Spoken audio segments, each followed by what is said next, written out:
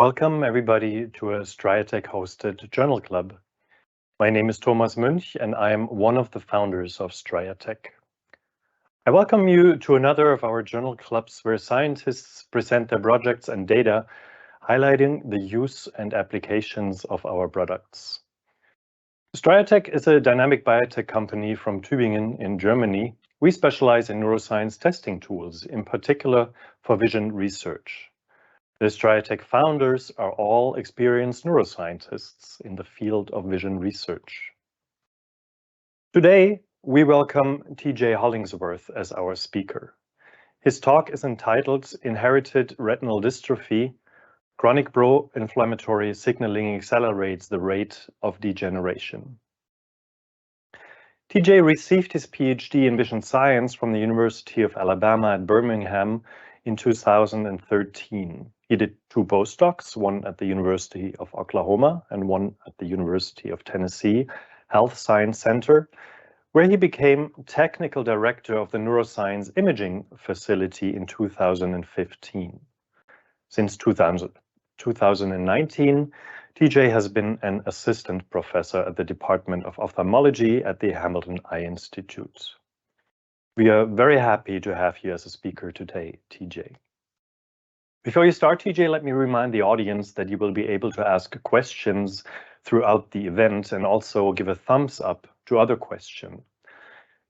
We will get to those questions at the end of TJ's presentation. When you want to ask a question, the cursor by default is in the name field. Giving your name is optional, but you have to click into the question field before you start typing your question. The Q&A panel on the right-hand side will stay available for a couple of days after this live event. So if you're currently not watching live, but a recording of the event, and if Q&A is still available, please make sure to enter your question and your name so that we can get back to you with the answers. We're very much looking forward to your questions. So TJ, I invite you to unmute your phone and share your presentation. I'm really very much looking forward to your talk. Thank you.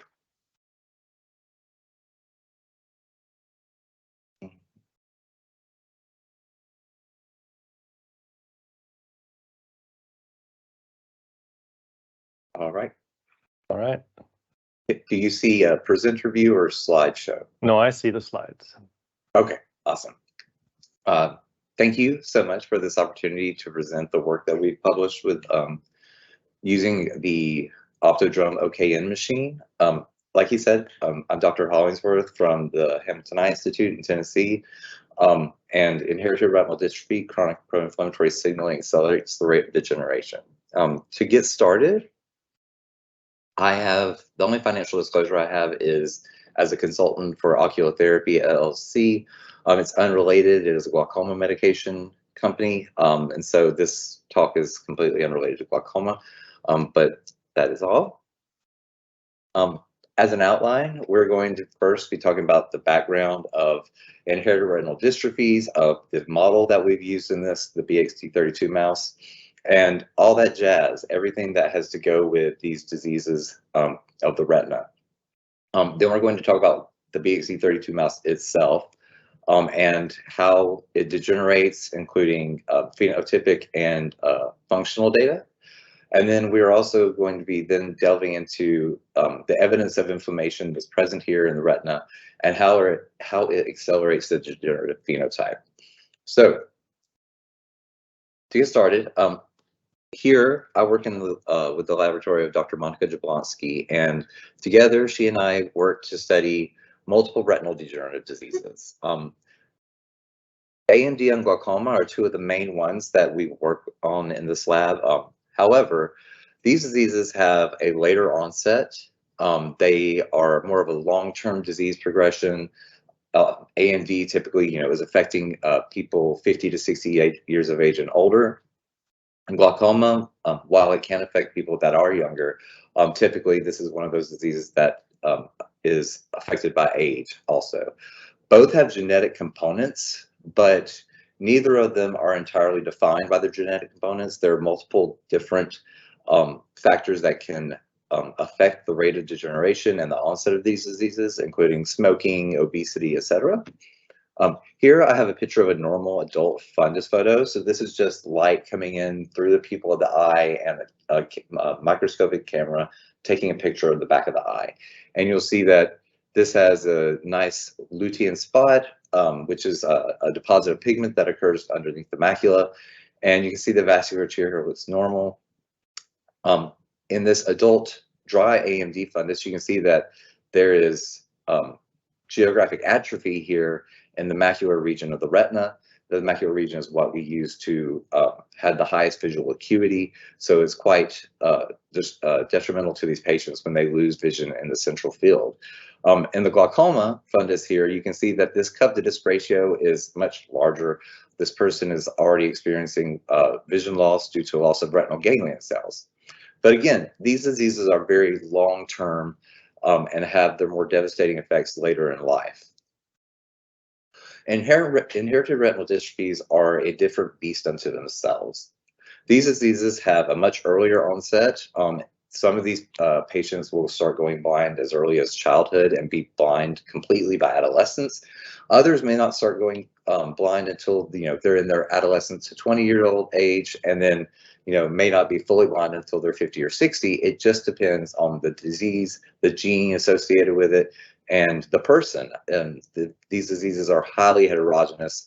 They vary between each individual, even if they have the same mutation. So they're quite difficult to treat and study. So there's two different types of inherited retinal dystrophies. Primarily, they are coined rod cone dystrophies. These diseases start with death of the peripheral retina and the photoreceptors there, which are primarily rods. And then the patient experiences tunnel vision and a loss of night vision until a loss of all the photoreceptors occurs. So rods die first, cones die secondary. Diseases in this category include retinitis pigmentosa and Leber congenital amaurosis, which is a very early onset, a more debilitating form of retinitis pigmentosa. And you'll see here, again, normal adult fundus, and this is a rod cone dystrophy fundus from 2 patients that have been observed in the clinic here. And you see that the pattern here, the bone spicular pigmentation, which is like one of the hallmark features in a fundus photo of developing an progression of retinitis pigmentosa, is you start seeing death of photoreceptors, and so ultimately you see the pigmented epithelium that's behind the photoreceptors. In this fundus photo, this is from an earlier on patient. Clearly this is more progressed because the bone spicular pigmentation is more of the retina. But here you can see an earlier patient with less bone spicular pigmentation, but you're starting to see it occur.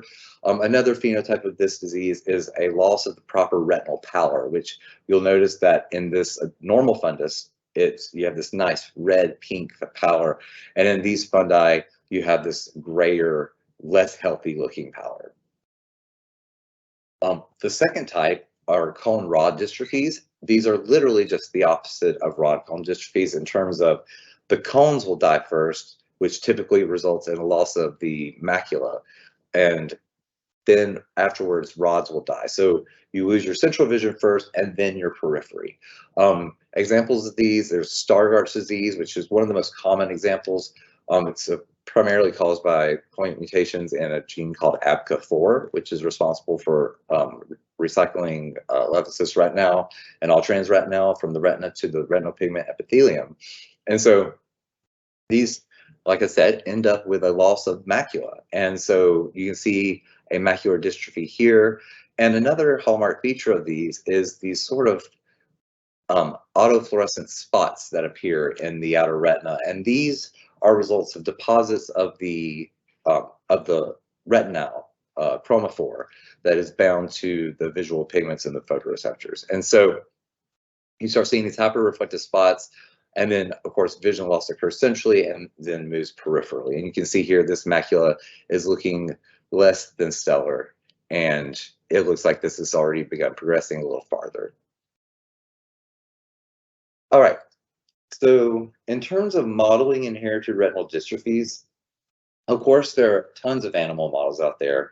The majority of these animal models are genetically manipulated. These include knockouts for multiple genes. There's PD6 beta knockouts. Of course, these are all genes involved in photoreceptor function or development. And then you have knock-ins, where you have a gene that is mutated, knocked in to replace the original endogenous gene. And we have several knock-ins in the vision community. A lot of them are involving rhodopsin, one of the main causes of photoreceptor degeneration. And we'll talk about that in just a second. And then you have transgenics. And of course, transgenics, just expressing another protein that is not normally expressed in the retina of the animal that you're expressing it in. We typically put these in a knockout background so that we can have just expression of the mutant transgene. Sometimes we'll put it in on top of that if it's a more dominant inherited disease. And then each of these techniques has its pros and cons, right? Knocking out, if you knock out a gene, it's not necessarily really recapitulating the human condition, because these people aren't necessarily knockouts. They may have point mutations that just affect the function of the protein instead of like full out complete loss of the gene. There are patients, have premature stop codon mutations, nonsense mutations that eliminate the gene almost entirely, but still knocking out the gene completely is not necessarily fully recapitulating the human condition. Knock-ins are a little better, since they do in fact have whatever the mutation is that you're trying to put into these animals. Like, for example, the proline 23 histidine rhodopsin mutant knock-in mouse has a full copy of the correct gene with just the point mutation for B23H in it. And so they're a little bit more, like I said, with a little more higher fidelity manipulating of or imitating the human condition. Transgenics, of course, we know that transgenics can have all kinds of problems with them, especially if your transgene inserts into the wrong place, inserts into a gene that's necessary for function, etc. So, like I said, each one has its pros and cons, but the field of inherited retinal dystrophies has progressed beyond thinking that only single point mutations in one gene can be the cause of the degeneration. Originally, like I just said, IRDs were thought to be the result of single genes being mutated, like rhodopsin point mutations. In these guys, you mutated an amino acid rhodopsin, it causes autosomal dominant retinitis pigmentosa, or recessive in a couple of different mutational cases. But we always thought one gene is mutated, this is causing the disease. But in the last decade or so, we've found multiple different forms of RP, both syndromic and non-syndromic, that are caused by mutations in multiple genes. And so there are examples of biallelic inheritance, where you may have the RDS ROM1 mutations, where two genes are mutated and cause retinal degeneration. And triallelic in terms of syndromic RP, where there's cases of patients with three different sets of mutations in Bardet-Biedl syndrome genes. So things are becoming more complicated. Just from in the last couple of years of ARVO, like I've seen new cases of patients with Usher syndrome mutations that are just inverted repeats of the normal sequence. So things are becoming more complicated than we originally thought they were. We also have reduced penetrance of some alleles. So some mutations will cause retinal degeneration, but only if the penetrance is high enough, or if there are certain conditions that are going to be met to instigate the degeneration. It's like, for example, light damage. So like I said, the field is becoming a lot more complicated. And so modeling diseases is going to become more complicated as well. And so this is where we turn to the BXD mouse. And so what is a BXD mouse? Well, the BXD family of mice was generated well over 2 decades ago. It contains roughly 200 or more live strains. They were taken from crossing the CP7 black 6J mouse, which we all know as being what we tend to consider wild type mice, and the DBA2J mouse, which is a mouse that is riddled with single nucleotide polymorphisms and all sorts of genes. It's got multiple indels, insertions, deletions, and copy number variants. And the best thing about these mice is that they are a renewable resource. Their genome is fairly fixed, so you can breed these mice and expect your phenotypes to recapitulate themselves each generation. We also have the complete sequence data for both C57BL6J mice and DBA2J mice. So when we breed these two mice together, we can know what the gene sequences are for individual haplotypes of their offspring. And so just to delve in a little bit more to how these mice were made, the first generation was bred, the C57BL6J and the DBA2J mouse, and then their F1 progeny were bred. Once their F1 progeny were bred, the F2 progeny were bred for 20 or more generations. And so what this allowed for, was homologous recombination to just occur at will. And so what the result is that after all these inbreedings between the F2 populations, there were, like it says, 150 to 200 strains of mice that all have individually unique genomes. No two strains are exactly the same, even though they both came from the same two parent strains. And so what this has done is, over the last 20 or so years, we have yielded models of multiple classical phenotypes of different diseases. These include heart conditions, diabetes, glaucoma, which we'll discuss in a second too. And so there's 15 plus years of eye, retina, optic nerve, and LGN, lateral geniculate nucleus cellular data that we can just delve into and look and find genes that may be associated with a disease that we are studying. And so this can be done both with forward genetics and reverse genetics, where we may look at a phenotype and carry back to find what gene is associated with that phenotype, or look at the genotype and see if it carries down to the disease phenotype we think it will. And so they're a very valuable resource, and they can model, so far we have found models for almost all the retinal diseases that we study. So the BXC32 mouse is one of the mice that we found out of a study. This study was originally intended to find models of age-related macular degeneration, which is a whole other beast entirely. But when we were looking at models, the BXC32 mouse degenerated far too rapidly to be a model of age-related macular degeneration. This mouse has degeneration that is almost completely done by about 6 to 7 months. There's only 2 BXC strains that exhibit this rapid degeneration, BXC32, and I believe the other one is BXC81.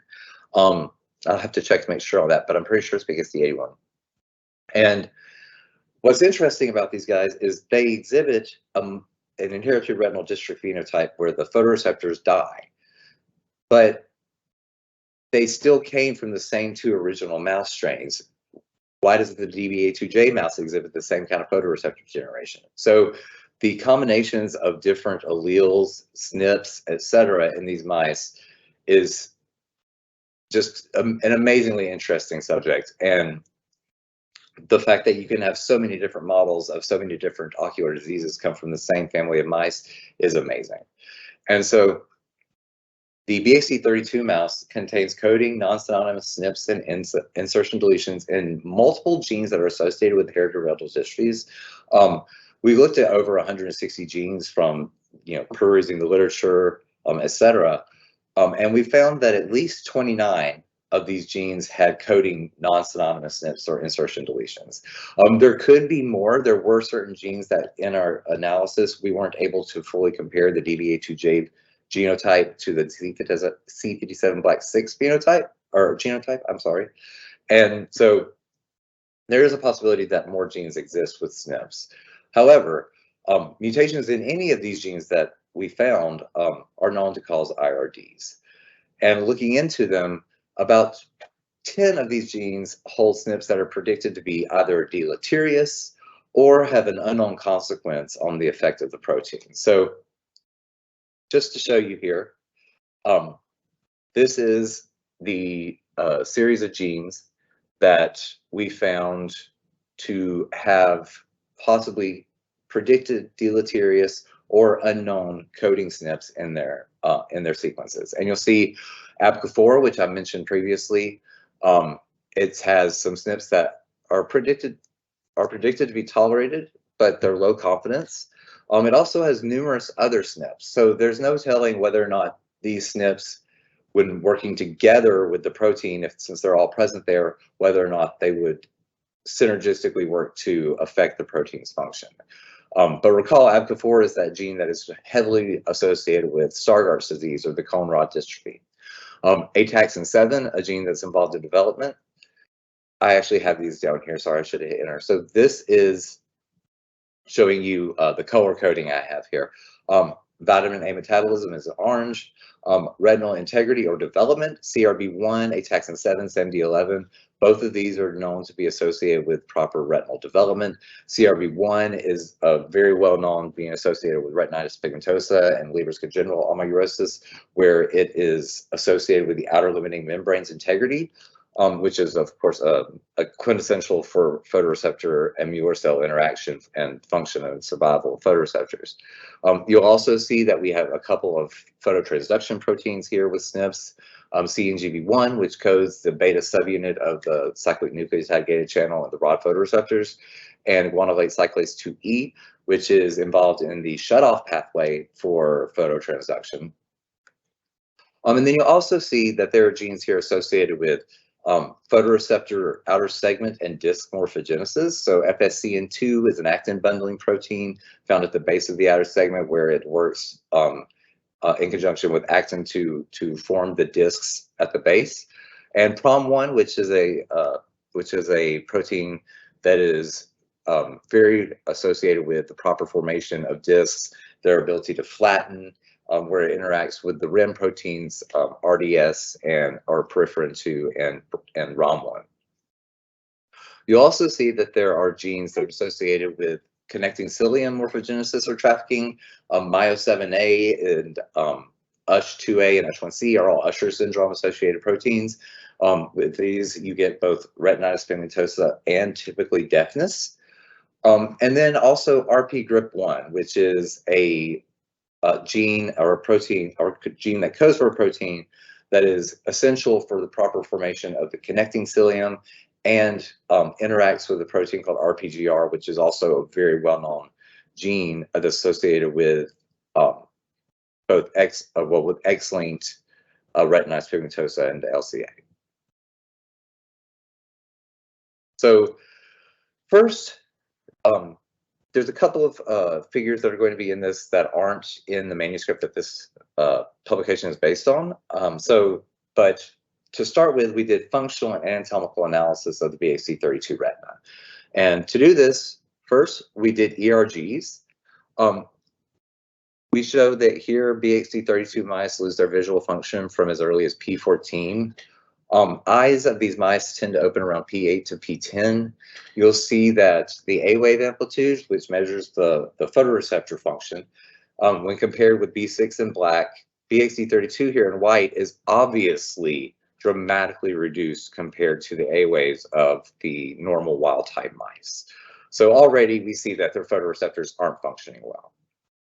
The ERG-B wave here is representative of the bipolar cells, which is the downstream neuron from the photoreceptors. And there you can see that these amplitudes are at most half of what we see in the CP7 Black 6 retina. So these this just shows that these cells aren't receiving the input they need from the photoreceptors to perform as well as the CP7 Black 6 mouse. So these mice are already fairly blind, and this is up to 6 months. So you can imagine after 6 months, the visual signal goes almost completely away. Next, we tested visual acuity and contrast sensitivity using the Striatech OptoDrum OKN machine. You'll see here that visual acuity in these mice begins to dwindle around P126. You'll see in a second that this makes perfect sense, but you'll see that they still have some visual acuity as well as contrast sensitivity, even though their A waves and B waves are so dramatically reduced. One reason for this is the central retina, we'll see this in a second, of these mice degenerates a little faster than the peripheral retina. So while they are losing their vision, they're still having the ability to visualize the pattern bars that are spinning around the screens in this OKM machine. So they still have some visual acuity and contrast sensitivity. It's not as diminished as the electroretinogram. However, these mice are fairly blind by 6 months of age, like I said.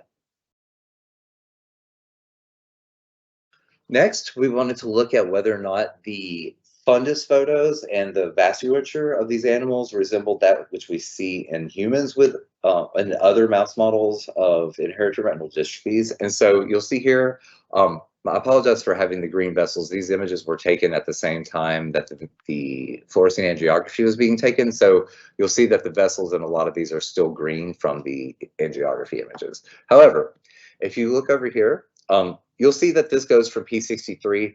We're currently working on imaging mice from P14, P21, and P42 to build up to what we have for ERGs, but those exams have not currently been done.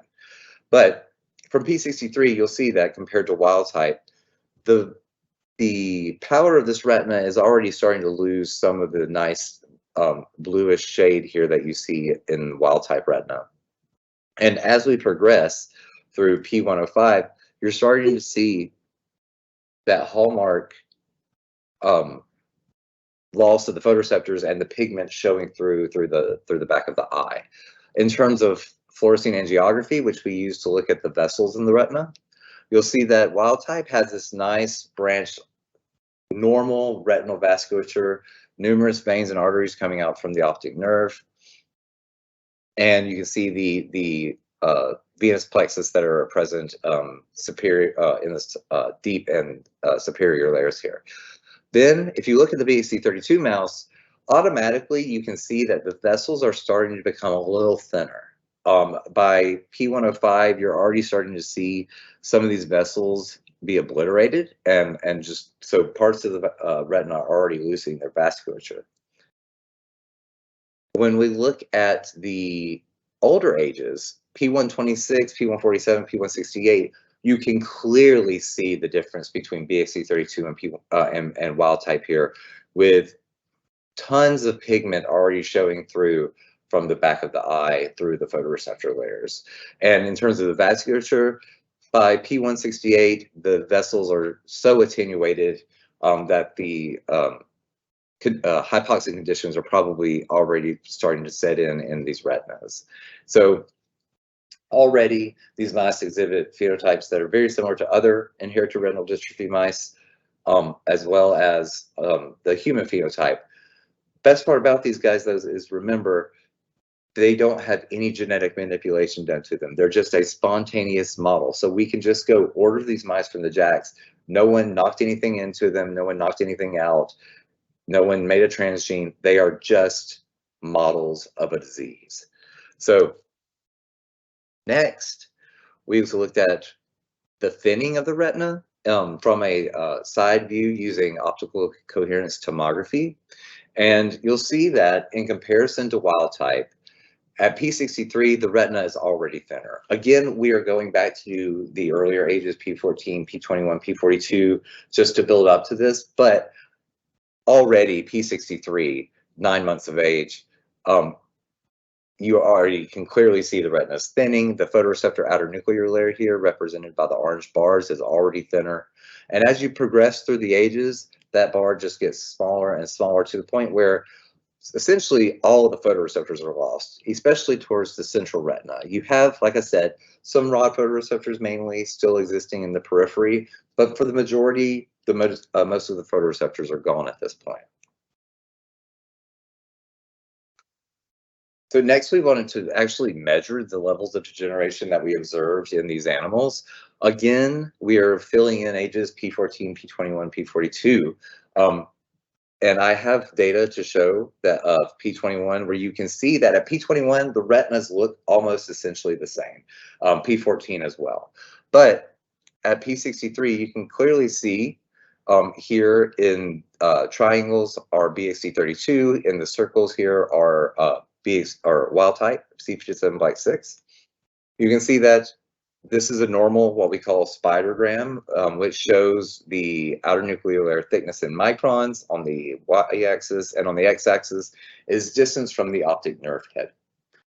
And so you'll see that in wild type, the levels of photoreceptor outer nuclear layer thickness don't really change much. They stay relatively continuous.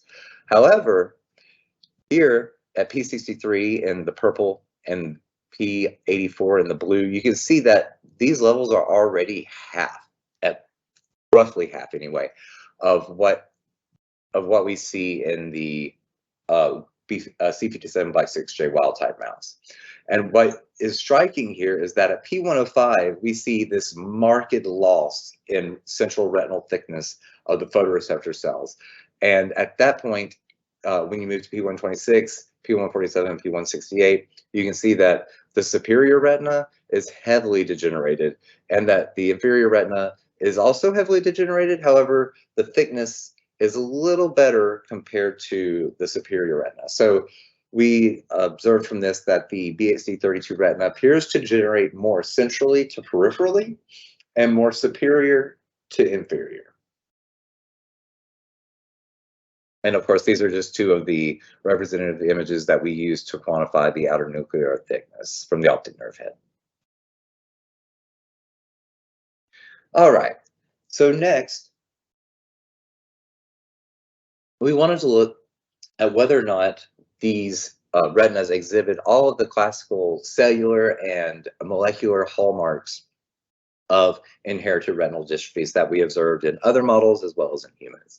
And so we turned to immunohistochemical analyses of BXD32 retina for both normal markers of retinal dystrophies like IBA1, which labels microglia, GFAP, glial fibrillary acidic protein, which upregulates during retinal stress, and then glutamine synthetase, which is a marker of Muir cells, just to show that this GFAP expression is in the Muir cells. And so what you'll see here, like I said, I have some of this data from P21 now, where you can see that in wild type animals, IBA1, marker of microglia are in their normal positions and they're resting ramified morphologies where they're searching the retina. They basically sit there, they're a surveillance item. They sit there and survey the retina to see if anything in there is either dying or if there's any source of inflammation, such as a pathogen, etc. So you'll see that in the wild type animal, the microglia are exactly where they're supposed to be. Here in the merged image, you can see they're in the outer plexiform layer, in the internuclear layer, and in the inner plexiform layer, where, again, they're sitting there resting, searching for things. However, in the BXD32 retina, at P21 already, you can see that these microglia or macrophages are migrating already to the outer retinal layers, out to the photoreceptors, out to the subretinal region near the RPE. When you look at GFAP, again, a marker of retinal stress, you see that in wild type, it's primarily on the located in the astrocytes that run along the nerve fiber layer where they interact with retinal ganglion cell axons. But you can see at P21, there's already some upregulation of GFAP in the Muir cells, here marked by the glutamine synthetase labeling. So you can see that both microglia and Muir cells are already starting to respond to the degenerative phenotype. This data, I have slides all the way up to P168, and what I want you to notice is that the farther along we go, the more and more microglia are both present as well as migrating to the outer retina. And you'll see that in this case, these microglia are out here apparently appearing like they're working trying to phagocytose photoreceptor outer segments. You can see here that GFAP is heavily upregulated at P42. So this is just 14 days later. The upregulation is dramatic. And you can see that the retina is already starting to thin at P42 compared to the wild type retina. I'll progress here. Again, wild type retina looking perfectly normal. BXD32 retina, more and more microglia migrating to the subretinal space and the photoreceptors. GFAP even more upregulated than it was before. And again, more and more of the same. You are starting to see microglia here phagocytosing photoreceptor nuclei, as well as, again, more and more microglia to the outer retina, as well as heavy upregulation of GFAP in the Mueller cells. And again, more microglia, more upregulation of GFAP. And then I'm going to skip ahead to P126, where you can see that this retina is almost gone. These are the last remaining photoreceptor cells here. This is more towards the peripheral, or more towards the central retina, where you have very few photoreceptors left. And you can see that even now, the upregulation of GFAP is just as high as it has been, and there's still microglia out here trying to phagocytose the photoreceptors that are present. So, like I said, this is a model of inherited retinal dystrophy, but it has SNPs and genes that aren't associated with inherited retinal dystrophies too, right? It came from the DBA2J mouse. Hundreds and hundreds of thousands of single nucleotide polymorphisms are present, right? So we wanted to look now and make sure, yes, the photoreceptors are degenerating, but is the rest of the retina looking like it's supposed to? And so looking at this, we looked at, I'm going to show you 3 ages here, P21, P42, and then the latest age of, I believe it's P126. And so you'll see here, MAP2 is a marker of the dendrites of the retinal ganglion cells, as well as some of the axons from bipolar cells. You'll see that MAP1A labels the same thing. However, they labeled some different cell types, different ganglion cell types. And then beta-tubulin 3 is a neuronal specific marker. It will label the axons and the dendrites of all of the inner retinal neurons, and it also labels the cone photoreceptors, which you'll see here in the outer retina.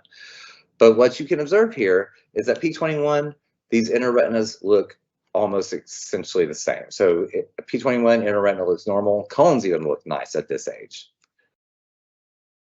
We move ahead. Inner retina still looking normal. P42, again, you're starting to see loss of some of the cones up here, indicating a loss of some of the photoreceptors. And then P126, again, inner retina looking essentially the same as wild type, confirming that in the case of these 3 proteins labeling dendrites and axons, that the inner retinal dendrites and axons are being affected minimally or negligibly compared to the outer retina. Next, we looked at choline acetyltransferase, calbindin-1, and neurofilament H. Again, these are markers of other retinal neurons. CHAT labels a lot of amacrine cells, ganglion cells, cells that express choline acetyltransferase, some photoreceptors, RPE. Calbindin-1, which labels horizontal cells here, which you see in the outer plexiform layer, as well as some of the inner neurons here, amacrine cells. And so compared to wild type, both of these look relatively normal. Neurofilament H, again, which is heavy chain neurofilament, labels the axons of the horizontal cells, as well as axons of the retinal ganglion cells. You can see between the two, the outer plexiform layer looks relatively normal. Inner plexiform, or the neurofibril layer, can't really tell here. There's not a lot of labeling. There's a little bit here. But as we progress, you can see that the neurofibril layer is intact in these animals, and that both calbindin-1 and CHAT look pretty similar between the two. And then, of course, P126, normal looking retina, calbindin-1 looks relatively similar, NFH looks similar. CHAT, you are starting to see some changes, which were observed P42 moving to P126, mainly concerning the photoreceptors. You'll see that there is a loss of CHAT labeling out here, which you would expect with the loss of photoreceptors. Next, the last set of markers we looked at for other retinal neurons were RBPMS, which is specific for retinal ganglion cell bodies, calbindin-2, which also labels amacrine cells and some ganglion cells, and PKC alpha, which labels the rod bipolar cells. And you'll see, again, compared between wild type and BXC32, that these protein labelings look almost essentially exactly the same.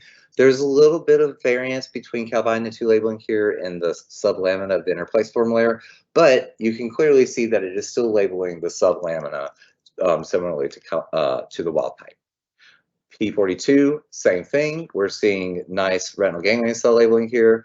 We're seeing these labeling of the sublamina of the inner placeform layer and the cell bodies of the amicranian ganglion cells, and PKC alpha again in the rod bipolar cells. Last slide for RBPMS, P126. Everything looks pretty much the same between wild type and the BXC32 mouse.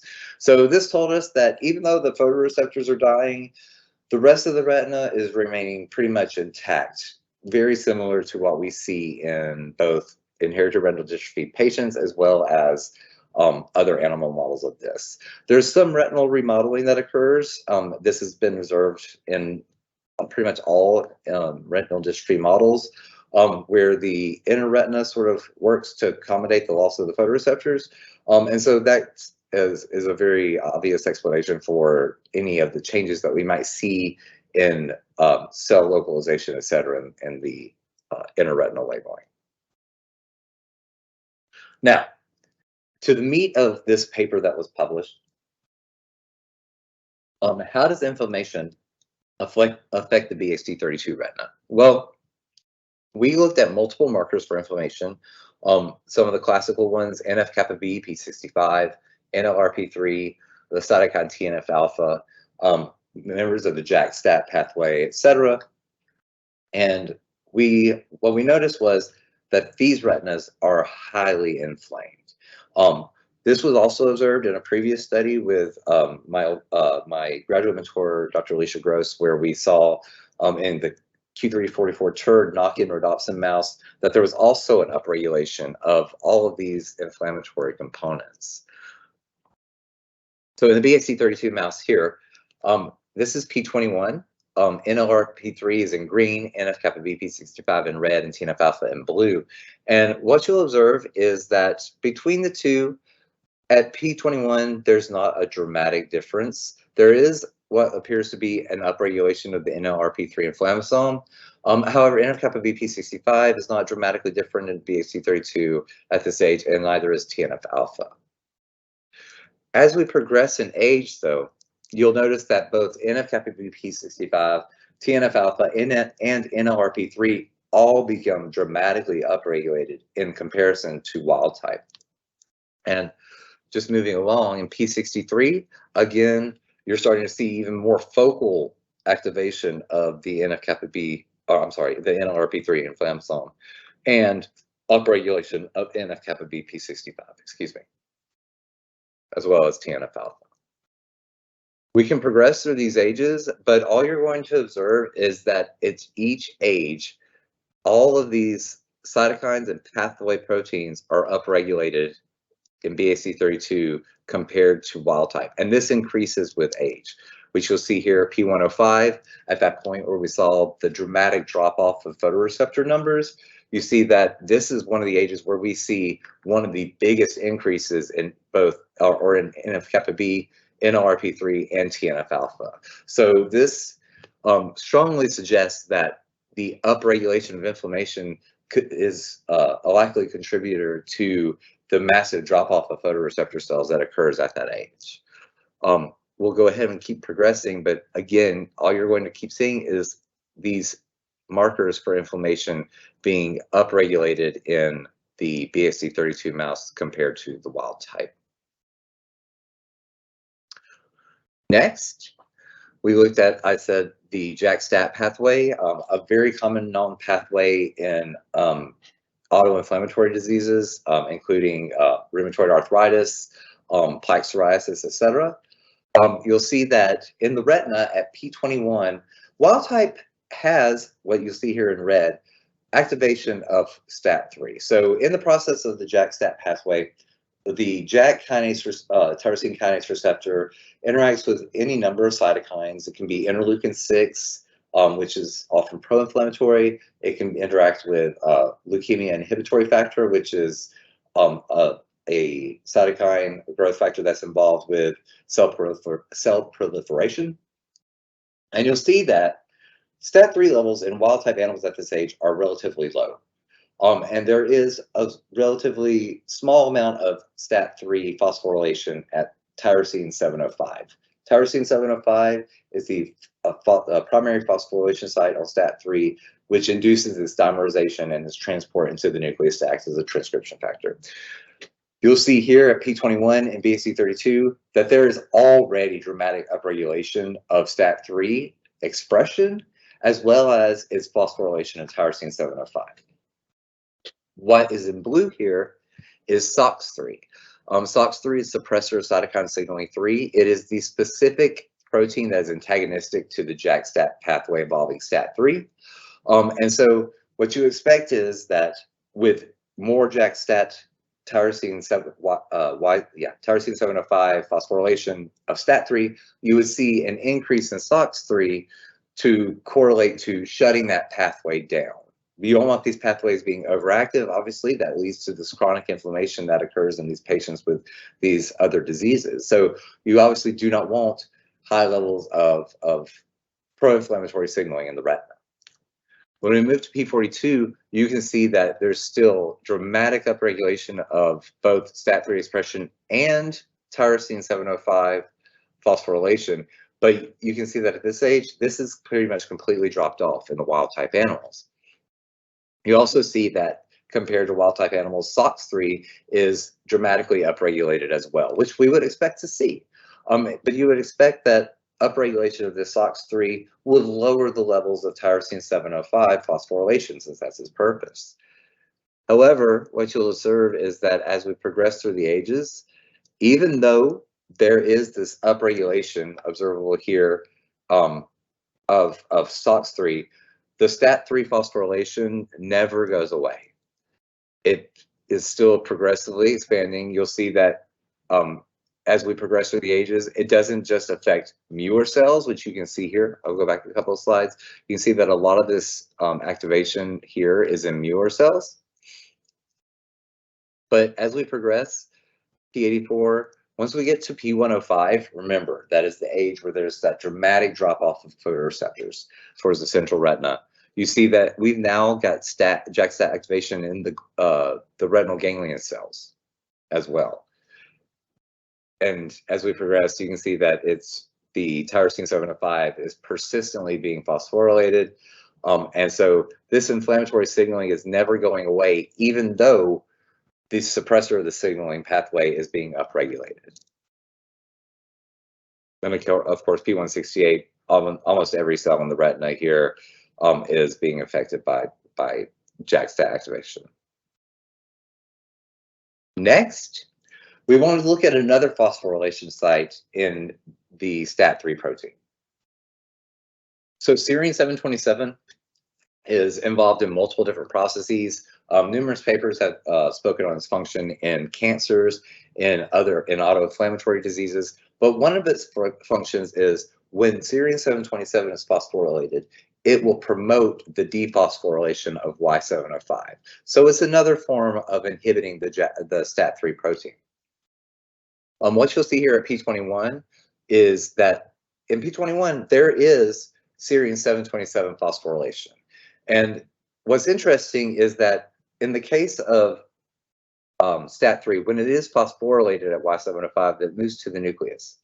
When it's at serine 727, it can be in the nucleus, and what we observe here, outside of the nucleus. And so at P21, we do see wild-type expression or serine 727 phosphorylation, but the phosphorylation pattern is relatively different when you compare it to BXD32.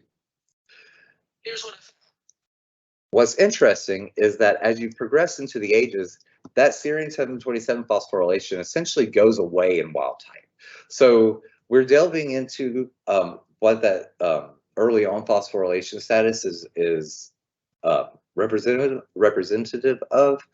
We haven't quite elucidated that yet, but what we do see is that it may be developmental. However, once we get to P42, where the retina, the photoreceptors are relatively stable in their number, in wild-type animals, that serine 727 is gone. But it is still upregulated in BHD32s. And as we progress in age, serine 727 phosphorylation never goes away. And you'll also observe, just like we saw in the labeling with the Y705, the labeling for SOX3 stays consistently higher in BHD32 mice. And so what was interesting about this to us is that this pathway has two negative regulators that are both acting on it at the same time, with upregulation of SOX3 and phosphorylation of serine 727, but it is completely unable to halt the activation of STAT3 through Y705 phosphorylation. So this retina appears to be trying to prevent this excessive level of pro-inflammatory signaling, but just cannot seem to do it. P147 and again P168, all of these, the serine 727 is present in all of these Muir cell nuclei and throughout the inner retina. So the last thing I want to show you in terms of the inflammation phenotype we've seen in these animals, this has been observed in other models of inherited retinal dystrophy. It is not special to BHD32 mice. We observed it in the Q3484 Tur mouse too. However, this is essentially the cornerstone of the title of this talk, that pro-inflammatory signaling accelerates the rate of degeneration. And so what I'm showing you here are cells in the photoreceptors, this is the outer nuclear layer, that are labeled for tunnel labeling. Again, I'm sure everyone knows this, but tunnel labeling is a label for DNA that has double-stranded breaks in it, which is representative of apoptosis. And so this is sort of the final stages of apoptosis, where the cell is essentially dead and ready to be phagocytosed by the microglia that are present. But what you're going to observe here is that in this BXC32 animal, this microglial cell is phagocytosing a non-tunnel labeled photoreceptor. Again here, same thing, BXC32 mouse, photoreceptor of nuclei that are not labeled for tunnel being phagocytosed. Progressing through, you can see that these are different ages based on the retinal thickness, but more tunnel labeled cells, photoreceptor cell being phagocytosed that's not labeled. Same thing here. And then last slide of this, you'll see again more non-tunnel labeled photoreceptor cells are being phagocytosed by these microglia. Now, what you may ask is, how do we know that they are actually phagocytosing the photoreceptors and they aren't just moving their way through this region? Because I mean, that's what microglia do. They wedge themselves between the cells of the retina to move their way out to the outer retina. Well, using Amaris, the 3D modeling software, we show here in this tunnel labeled cells, these are the same images that I just showed you, that these microglia are actively wrapping around the nuclei. They are not just wedging themselves between them. They look almost like a hand gripping the nuclei, preparing to phagocytose it. So this to us was definitive evidence that these microglia or macrophages are actively accelerating the level of degeneration. We already have cells dying from the genetic assault that's occurred on them. We see those tunnel labeled, but now we're seeing that these microglia are actively phagocytosing cells that aren't even dead yet. So while they're phagocytosing dead cells, they're also phagocytosing live cells. Through what we think is probably a positive feedback loop in being performed through cytokines like TNF-alpha, where microglia will release TNF-alpha, which will then bind to photoreceptors, Muir cells, etc., which then causes them to also release TNF-alpha, especially Muir cells, which we have shown recently to be TNF-alpha expressing. So that now is going to interact with the microglia, instilling a positive feedback loop, causing overactive microglia and excessive pro-inflammatory signaling. I had that I had more data that I was prepared to show, but it looks like we are right there at the end of the session. So I'll skip all the way to the end.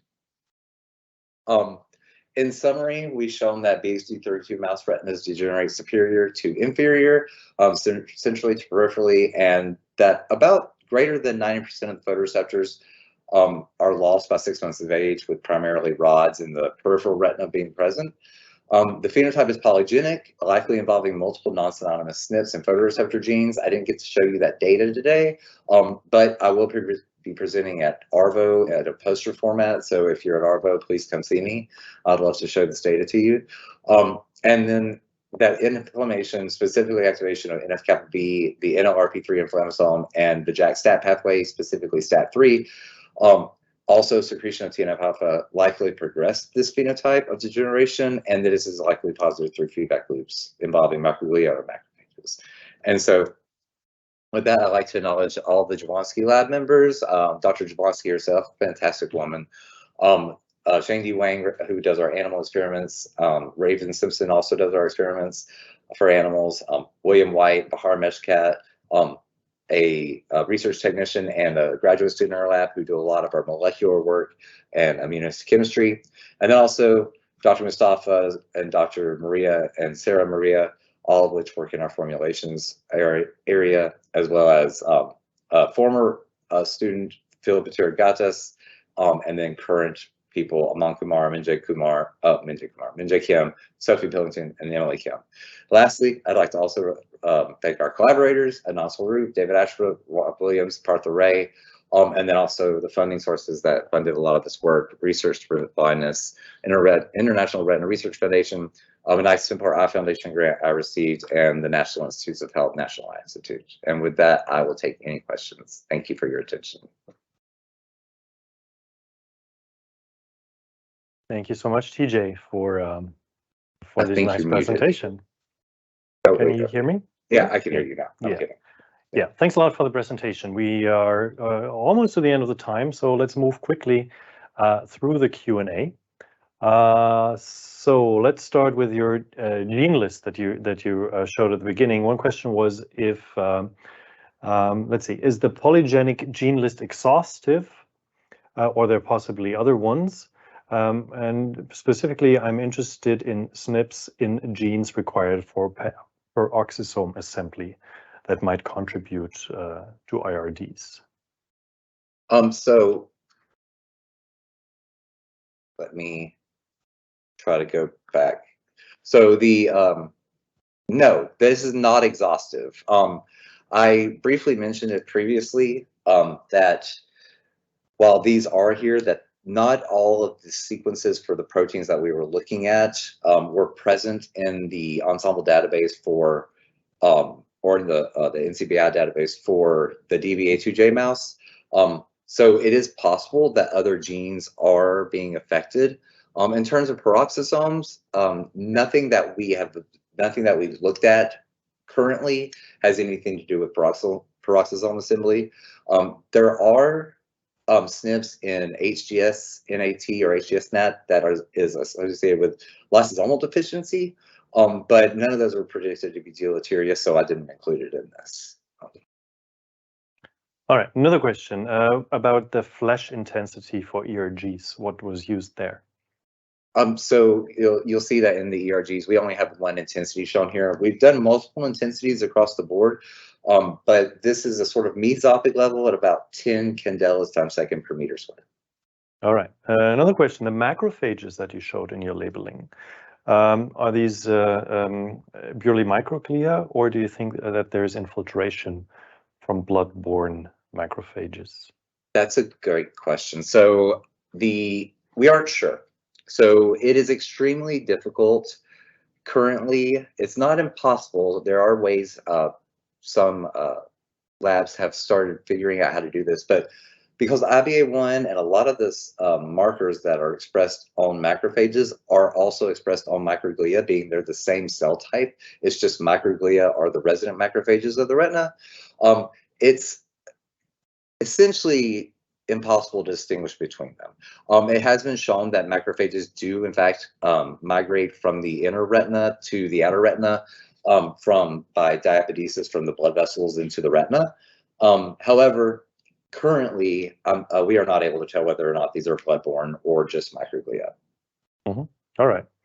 Next question. It appears the INL of your mutant, the BXT32, with progressive degeneration, that in the INL the somas appear larger in size in comparison to wild types. And question is it because the cells are dying and the remaining cells are accommodating by increasing their cell surface?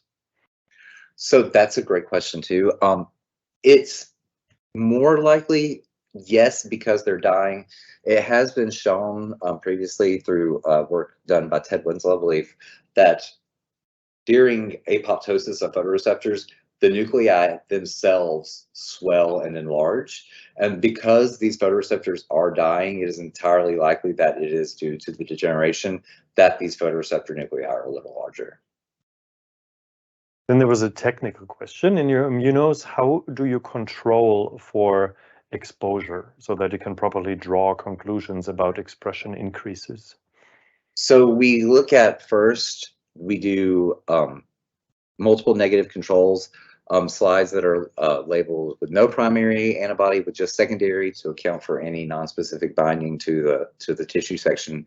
And then we also do background subtraction from the from each image to compare across the board. And we also use all the same laser power and gain settings between all the samples.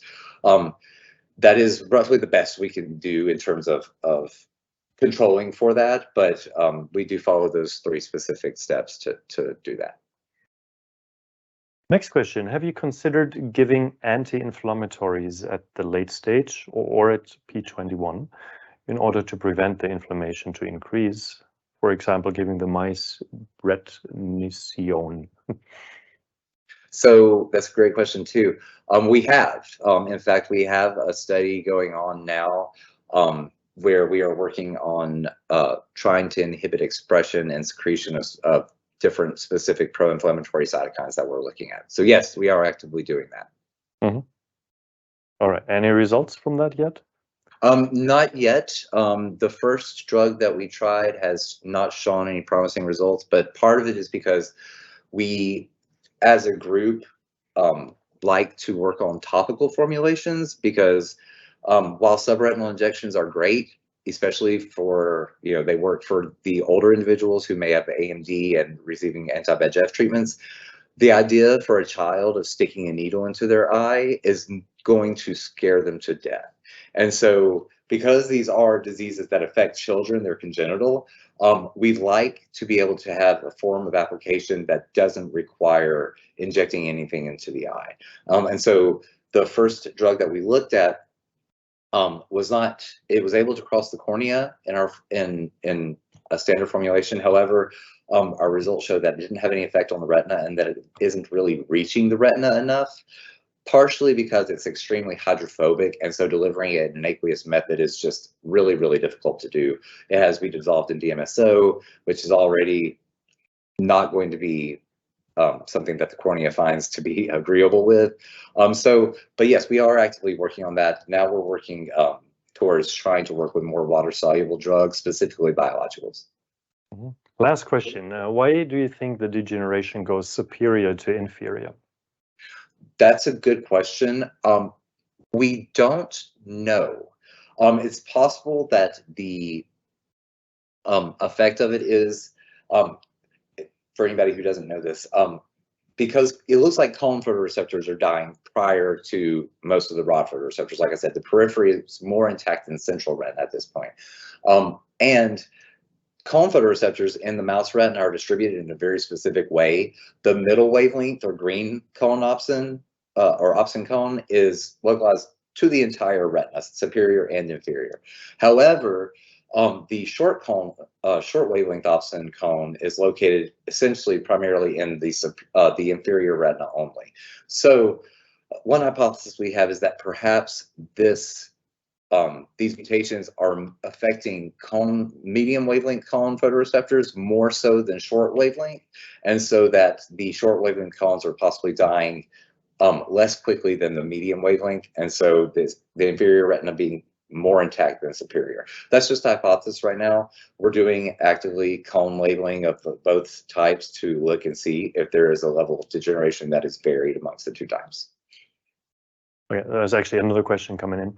Why would not RT-PCR, how would you compare that to quantify the expression level rather than immunohistochemistry? So for one, we as a lab, while we do like mRNA data, it is extremely valuable. Protein level data is always going to be more representative of what you see, and some of these have been quantified through other methods. I don't have that data to show you right now. It wasn't part of this talk, but we have done Western blots for these as well, and we have observed that based on those, that there is a strong upregulation of these proteins that we see upregulated. Mm-hmm. All right, so that's it. Thank you, TJ. Thanks a lot for your talk and also for answering the question. Thank you for the audience for participating and asking so many great questions. I'd like to mention that not only TJ will be at ARVO, but Striatech will be at ARVO as well. So if you're there, please stop by the Striatech booth at ARVO if you have the chance. And other than that, I wish you a great rest of the day and hope to see you at ARVO or at our next journal club. Thank you. Thank you.